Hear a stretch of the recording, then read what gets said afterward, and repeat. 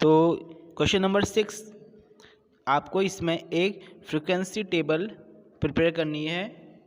तो क्वेश्चन को एक बार देख लेंगे अच्छी तरीके से। क्वेश्चन में आपसे पूछा गया है कि 3 कॉइन हैं, उनको साइमल्टेनियसली 30 बार उछाला गया है, टॉस किया गया है साइमल्टेनियसली। ओके, और आपसे पूछा गया है कि 0 डिजिट कितनी बार आया है, 1 डिजिट कितनी बार आया है, 2 डिजिट कितनी बार आया है और 3 डिजिट कितनी बार आया है। देखिए यहाँ पर 0 1 2 3 जो ये है, ये नंबर ऑफ हेड्स को दिखाते हैं। नंबर ऑफ हेड्स, जो 0 है वो एक हेड है, 1 अपने आप में एक हेड है, 2 अपने आप में एक हेड है, 3 अपने आप में एक हेड है। आपको नंबर ऑफ हेड्स की फ्रीक्वेंसी बतानी है। तो दूसरी तरफ लिखेंगे नंबर ऑफ, जो ये फ्रीक्वेंसी है इसका मतलब 0 कितने टाइम्स आया है, नंबर ऑफ टाइम्स।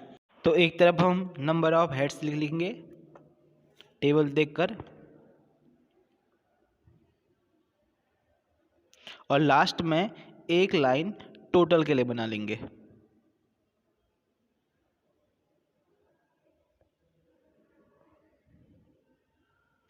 उसके बाद दूसरी तरफ नंबर ऑफ टाइम्स, 0 कितने टाइम्स आया है 6 टाइम, 1 कितने टाइम आया है 10 टाइम, 2 कितने टाइम आया है 9 टाइम और 3 कितने टाइम आया है टोटल 5 टाइम।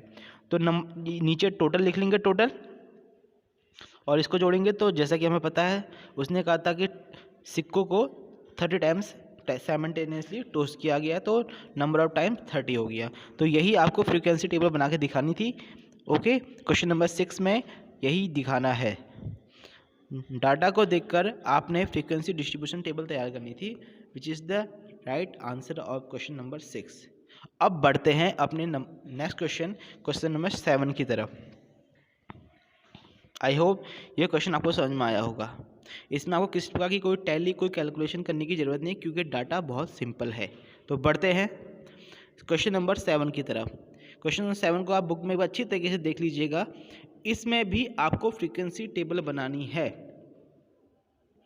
एक तरफ आपको डिजिट लिखना है, एक तरफ आपको फ्रीक्वेंसी बनानी है, और जैसी टेबल मैंने बनाई है सेम ऐसी टेबल बनाइएगा। नंबर डिजिट लिख लीजिए 0 to 9, आपने इसमें एक डिजिट लिखने हैं और वो कितने टाइम्स आ रहे हैं जो कि फ्रीक्वेंसी में आएगा।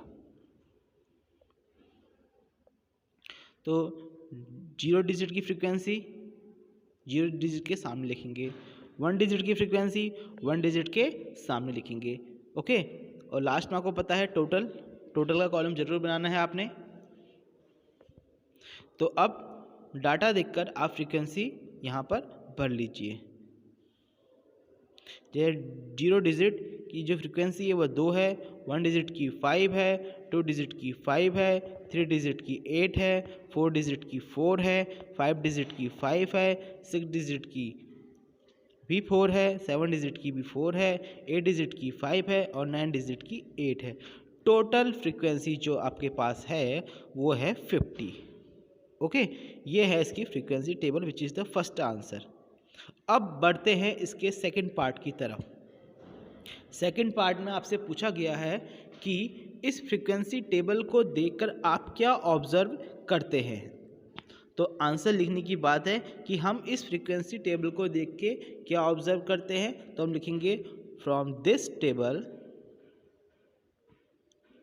वी ऑब्जर्व दैट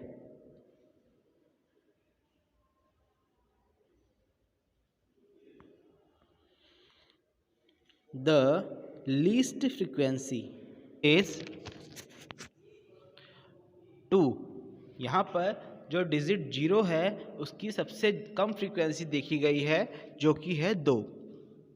तो हमने लिखा the least frequency is 2 of digit 0 and the maximum frequency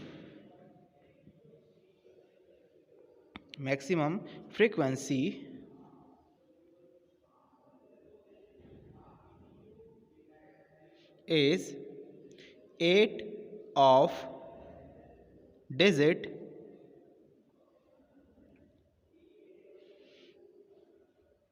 3 and 9। यानी टेबल में सबसे ज़्यादा जो फ्रीक्वेंसी है वो नंबर 3 और नंबर 9 की है, डिजिट 9 और 3 की है। ओके, और सबसे कम फ्रीक्वेंसी 0 डिजिट की है। तो उसके बाद लिखेंगे द मोस्ट फ्रीक्वेंसी अकरिंग और अकर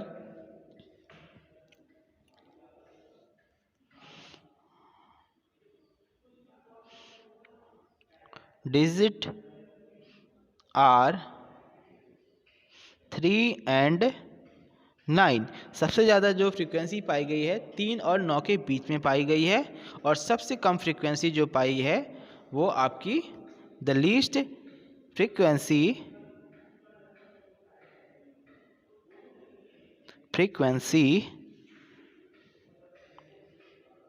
अकर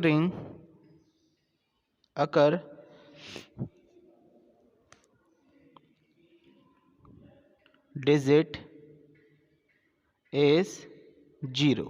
okay, so this is the ultimate answer of this question. तो इस वीडियो में आपके क्वेश्चन नंबर 6 और 7 हो गए हैं। अब मिलेंगे नेक्स्ट वीडियो में। Thank you.